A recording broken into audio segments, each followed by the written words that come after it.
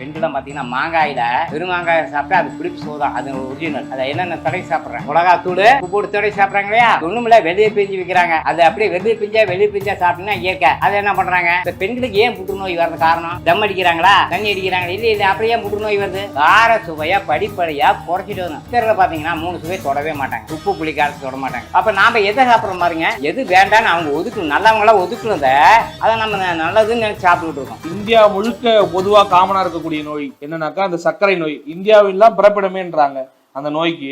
அந்த அளவுக்கு 70% பேருக்கு அந்த நோய் இருக்குது. இதை ஒரு அதாவது ஹெரிடிட்டரி டிசீஸ் சொல்றாங்க, அதாவது தமிழ்ல பரம்பரை நோயின்றாங்க. அது எப்படி பாக்குறீங்க, அதுதான் காரணமா இல்ல நம்முடைய உணவு பழக்க வழக்கங்கள் காரணமா? உணவு பழக்க வழக்கங்கள் காரணம்.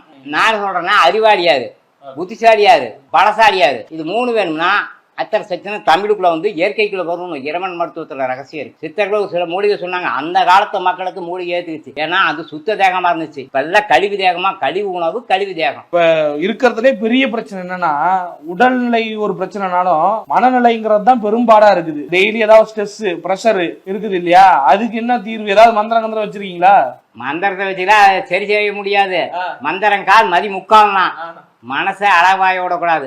மனமது செம்மையானால் மந்திரம் ஜெபிக்க வேண்டாம். மனமது செம்மையானால் வாய்வை உயர்த்த வேண்டாம். மனமது செம்மையானால் வாசியை நிறுத்த வேண்டாம். மனமது செம்மையானால் மந்திரம் செம்மையாமே. இது மந்திரத்துல சொன்னதா. இது வார்த்தை தமிழ் வந்தவங்களுக்கு மட்டும் தான் ரகசியம் புரியும். இப்ப உங்களுடைய மனநிலையை ஒருநிலைப்படுத்துறதுன்னா என்ன பண்ணுவீங்க நீங்க?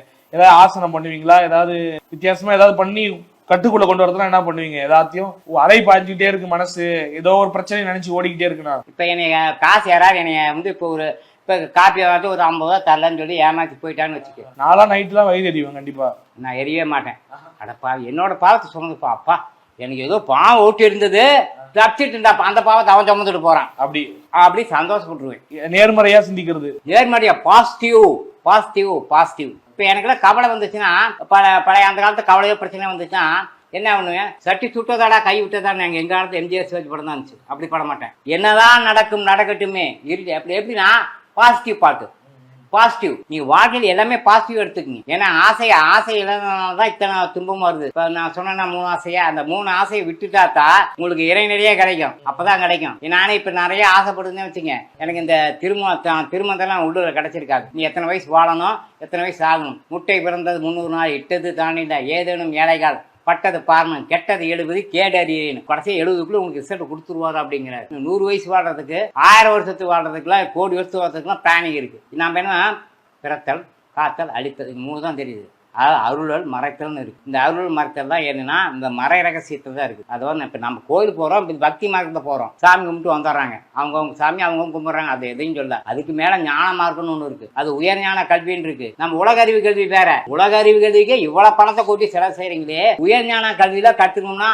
உண்மையா இறைவனா பார்த்து அளவோடு கொடுத்தா தான் அந்த ஞானம் கிடைக்கும், இல்லைன்னா கிடைக்காது.